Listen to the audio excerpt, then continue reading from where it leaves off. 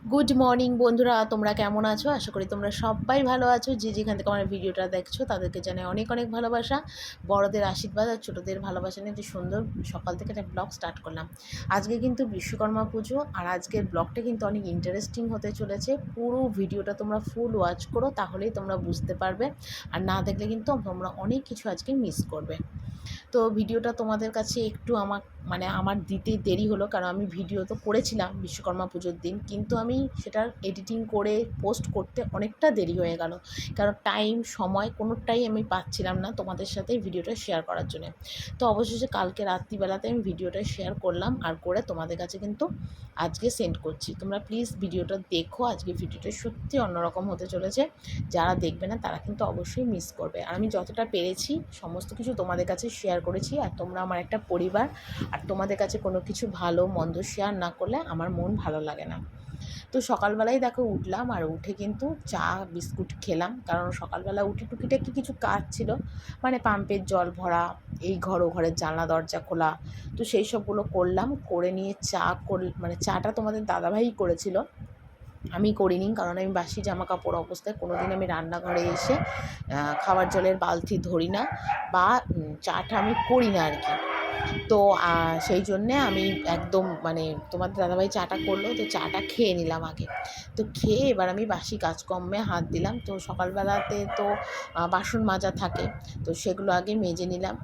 কিছু অল্প পরিমাণেরই বাসন ছিল, খুব বেশি বাসন ছিল না, কারণ রাত করে অনেক বাসন মেজে নিয়েছিলাম।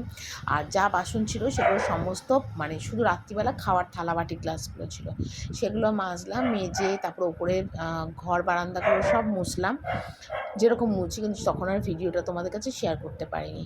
তারপরে ওপরে এলাম, আর ওপরে এসে দেখতেই পাচ্ছ এক বালতির মতন পুরো জামা কাপড় আমি কাচলাম, কেচে ধুয়ে দিয়ে একদম বাসি নাইটিটা ঝাড়লাম, ঝেড়ে একদম বারান্দা দিয়ে জামা কাপড় মেলে দিয়েছি। কিন্তু আজকে কিন্তু উঠেছে প্রচণ্ড রোদ, কিন্তু ছাদের রোদে গিয়ে জামা কাপড় মেলতে আমার এতটুকু আর ইচ্ছা করলো না, কীরকম যেন একটা কুড়েমিতে আমার ধরলো। তো সেই জন্যে ছাদেতে আমি আর কোনো জামা কাপড় মেলিনি, সমস্ত বারান্দা দিয়ে মেজে, যা গরম পড়েছে সমস্ত জামা কাপড়ই আমার শুকিয়ে যাবে। ছাদে মেললে ভালো হয়, কিন্তু ছাদে মেলতে না আর এক একদিন ইচ্ছা করে না, আর এত রোদ দেখে আর ছাদে যেতে ইচ্ছা করলো না। আবার বেশি রোদ গায়ে লাগলে না ভীষণ মাথার যন্ত্রণা ওঠে, তো সেই জন্য ছাদেতে আর জামা কাপড় মেললাম না, সব বারান্দা দিয়ে মেললাম। আর ছাদের গেটটাও না আজকে খুলিনি। তো তারপরে সমস্ত মেললাম, প্রচুর জামা কাপড় ছিল, দেখতেই পাচ্ছ পুরো বারান্দা দিয়ে মেললাম, তাও অনেকটা তোমাদের কাছে আমি ভিডিও শেয়ার করিনি। তারপরে তখন নিচে এলাম, বাবুকেও তো ক্যামেরাম্যান বানালাম। আর দেখতেই পাচ্ছ বাইরে ভালো রোদ উঠেছে, জানি না তোমরা ক্যামেরায় কতটা দেখতে পাচ্ছ। তো কালকে যেগুলো কেচেছিলাম সমস্ত জামা কাপড় বারান্দার কিন্তু আমার শুকিয়ে গেছে, তো সেগুলোকে এখন একটু তুলে নিচ্ছি। তো বাবুকে বললাম একটু ভিডিওটা ধরে দিলে একটু সুবিধা হবে, তো এগুলো সব তুলে নিচ্ছি, কারণ সমস্ত জামা কাপড় কিন্তু আমার শুকিয়ে গেছে। তো সেই জন্যই জামা কাপড়গুলো সমস্ত আর কি তুলে নিচ্ছি। আর তুলে নিয়ে তারপরে ঘরের দেখি কোনো টুকিটাকি যদি কোনো কাজ থাকে সেগুলো সারবো, সেরে তারপরে একবারে নিচে যাব, নিচে গিয়ে দেখি কি রান্না বান্না হয় না হয় দেখবো আর কি। তারপরে আর কি যেটুকুনি করার সেটুকুনি সব কিছু করবো। তারপর আজকে প্রচণ্ড তাড়া আছে, কারণ আজকে একটু বিকেলবেলা বেরোনোর ইচ্ছা আছে ছেলেকে নিয়ে, তো আজকে বিকেলবেলা বেরিয়েওছিলাম। তো দেখো এখানে সমস্ত জামা কাপড়গুলো তুললাম, আর তোলার পরে কালকে তো বালিশের ওষার টোষার খুলে বিছানার চাদর পাল্টেছিলাম। তো বালিশের ওষার ভেজা ছিল বলে নতুন বালিশের ওষারটার মধ্যে আর ওষার লাগাতে পারিনি, দুটো বালিশই তো নতুন, কোল বালিশটা আর মাথার বালিশটা, ওষারগুলো কেচেছিলাম কিন্তু শুকোয়নি বলে লাগাতে পারিনি। আর নতুন ওষার যদি না লাগাই বালিশগুলো হয়ে যাবে নোংরা, কালারটা ডিসকালার হয়ে যাবে। তো তার জন্য সকালবেলায় ওষারগুলো শুকিয়ে গেছে তুললাম, আর তুলে সঙ্গে সঙ্গে বালিশে লাগিয়ে দিলাম। আর কালকে তো এমনি কোল বালিশ মাথার বালিশ সমস্ত ওষার লাগানোই হয়ে গেছিলো, এই দুটোই বাকি ছিল, তো এই দুটো একদম লাগিয়ে নিলাম। তো আর দেখতেই পাচ্ছ সকালবেলাতে একদম চুল আমার উস্কো খুস্কো হয়ে গেছে, কি আর বলবো তোমাদের, একদম চুল আমার উস্কো খুস্কো হয়ে গেছে। রাত্রিবেলাতে না চুলটা আর আঁচড়ে শুই রাত্রিবেলা, কিন্তু কি বলো তো দিনের বেলাতে না একটু চুলটা আসলে ভালো হয়। আর আমি তো কিছুদিন আগেই চুলটা স্মুথিং করিয়েছিলাম, বাপের বাড়ি গেছিলাম তখন চুলটা স্মুথিং করিয়েছিলাম। আর আমার তো জানোই কার্লি চুল ছিল, কুচকানো চুল, আর আমার না কুচকানো চুল একদম ভালো লাগতো না। কবে ভাবতাম যে কবে চুলটা স্ট্রেট করবো, আর শেষ পর্যন্ত আলটিমেটলি কিন্তু চুলটা আমি সোজা যে করতে পেরেছি, এটাই আমার কাছে অনেক আর কি। আর আমার এই বালিশ দুটো কিন্তু অনেক প্রিয়, মাথার বালিশটা ছেলের আর কোল বালিশটা কিন্তু আমার। আর এখানে দেখো একটুখানি চুলটা ঝপ আশ্রয় নিচ্ছি, কারণ চুলটা না আমার যদিও এখন আর আমার চুলটা জট হয় না, কারণ চুলটা স্মুথিং করিয়েছিলাম, স্পা করিয়েছিলাম, তারপর থেকে চুলটা আর আমার জট হয় না। কিন্তু তবু চুলটাকে একটু ভালো করে আঁচড়ে টাচড়ে আর কি নিলাম। আর সামনের দিকে তো একটু ছোটো লেয়ার কেটেছিলাম, তার জন্য চুলগুলো আমার সামনে বেরিয়ে আসে। তো অনেক দিনের মনের ইচ্ছে ছিল যে আমার সামনের চুলগুলো একটু ছোটো ছোটো হবে, বেরিয়ে আসবে, দেখতে ভালো লাগবে। আর দেখো সেরকমই কিন্তু চুলটা আমি কেটেছি, আর ঠিক সেরকমভাবেই চুল বেরিয়ে সব কাজকর্ম সেরে এইমাত্র নিচে এলাম, মানে বাসি কাজকর্ম সেরে বাসি নাইটিতে নিচে এলাম। শাশুড়ি দেখলাম সব কেটে কুটে গুছিয়ে দিয়েছে। তো কি কেটে কুটে গুছিয়ে রান্না হবে আর কি, সেটা তোমাদের একবার দেখিয়ে দিই চলো।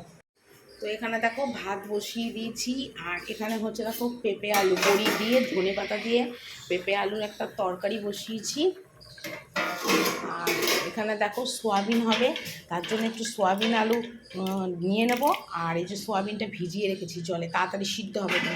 আর এটায় ডাল বসাবো প্রেশারে, মানে একটু আলু ভাজা হবে আর সোয়াবিন আলুর মধ্যে বাকি আলুটা দেবো। তো একবার রান্না কমপ্লিট করি, তারপর তোমাদের আবার দেখিয়ে দেবো। তো ওইদিকে রান্না হচ্ছে, আর আমি কিন্তু এই ফাঁকে আমার টেবিলটা একটু মুছে নিচ্ছি। সকালবেলা উঠে আজকে টেবিলটার মোছা হয়নি, তো ভাত তো হয়েই এলো। ভাত তো গুড় দেওয়ার পর টেবিলে যখন তুলবো, তো টেবিলটা যদি আমোছা থাকে, মোছা না থাকে তো বিচ্ছিরি ব্যাপার। আর সারা রাত তো টেবিল খোলা থাকে, আর আমি রোজ সকালবেলাই মুছি, কিন্তু আজকে আর মোছার টাইম হয়নি। তো সেই জন্য ভাবলাম চলো এখন টেবিলটাকে ভালো করে একটু মুছে টুচে নিই, পরিষ্কার করে মুছে নিই। এরপর ভাত রান্না বান্না সমস্ত কিছু আর কি তুলবো। তো ওদিকে ভাত টাত হয়ে গেছে, আর এখানে দেখো একদম কষা কষা করে আজকে পেঁয়াজ রসুন দিয়ে সয়াবিন আলুর তরকারিটা করছি। তো এখানে পেঁয়াজ কিন্তু বাটিনি, পেঁয়াজ কুচি করেছিলাম। পেঁয়াজটা ভালো করে লাল লাল করে ভেজে নিয়ে পেঁয়াজ আদা রসুন দিলাম, মানে আদা রসুনের পেস্ট দিয়েছিলাম, আর একটু রসুন থেতো করে দিয়েছিলাম।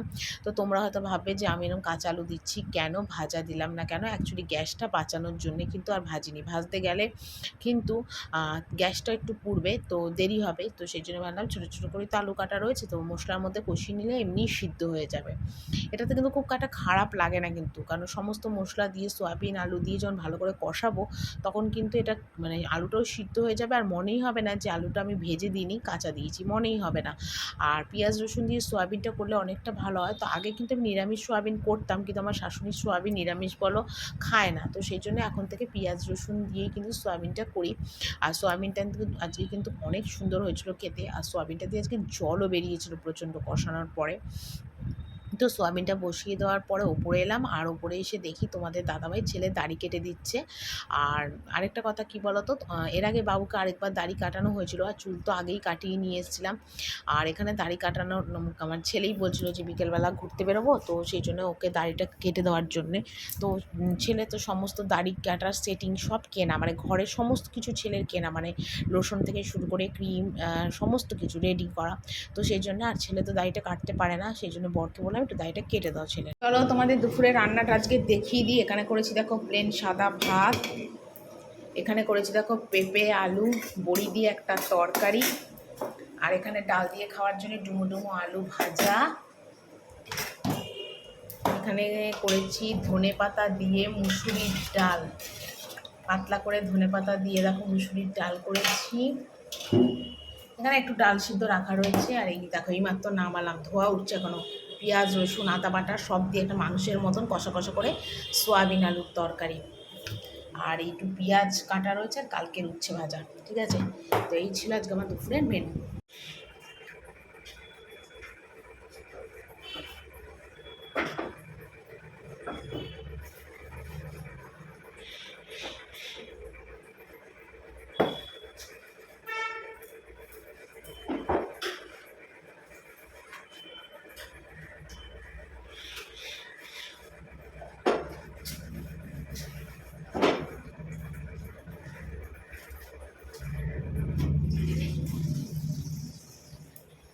ঘড়িতে বাজে এখন 4:45, আর 4:45টার সময় এখন চান করে এলাম। দেখো মানে এই রান্নাবান্না কমপ্লিট করে তোমাদের তো সব দেখালাম, এখন যাবো খেতে। অন্যদিন 3টে আর 2:30-3টের মধ্যে খেয়ে নিই, কিন্তু আজকে সেটাও টাইম হয়নি, প্রচণ্ড কাজের চাপ ছিল। আর এখানে এই মাত্র খেয়ে এলাম, খেয়ে চুলটা আসছে, সিঁদুরটা পরি, পরে খেতে যাই, শাশুড়ি ননদ সবাইকে খেতে দেবো, নিজেও খাবো। তারপর দেখি কী করি, একটু ইচ্ছা আছে বিকেলবেলা একটু ছেলেকে নিয়ে বেরোনোর ঘুরতে। তো যেটাই করবো না কেন সবটাই তোমাদের কাছে কিন্তু শেয়ার করবো। চলো পরে আবার আসছি।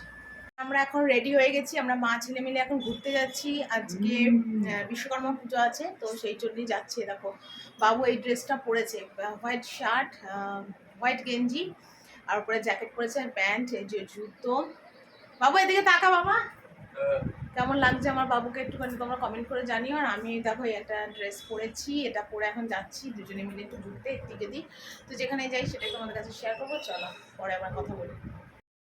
তো আমরা চলে এসেছিলাম ডায়মন্ড প্লাজাতে। আর এটা কিন্তু লেক টাউন যে নাগের বাজার আছে ওখানে ডায়মন্ড প্লাজা, এটা একটা বিশাল বড় মল। তো এখানে আমি আর ছেলে ঘুরতে এসেছি, এর আগেও অনেকবার এসেছি, তো আজকেও আবার এলাম। তো বাবুকে বলছিলাম চল আর তুই আর আমি এক্সিলেটারে সিঁড়িতে করে চলে যাই।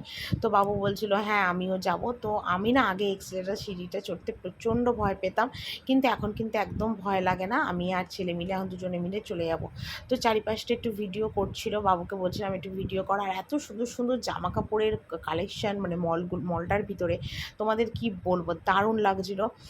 কিন্তু প্রচণ্ড এখানে দাম বেশি, কোনো কিছুই এখান থেকে আমি কিন্তু কিনিনি। কিন্তু হ্যাঁ এখানে খাওয়া দাওয়াটা করেছি, কেন খেতে না কে ভালোবাসে, ঘুরতে যখন এসছি একটা স্পেশাল ভালো দিনে, তো একটু না খাওয়া দাওয়া করলে কি হয় বলো।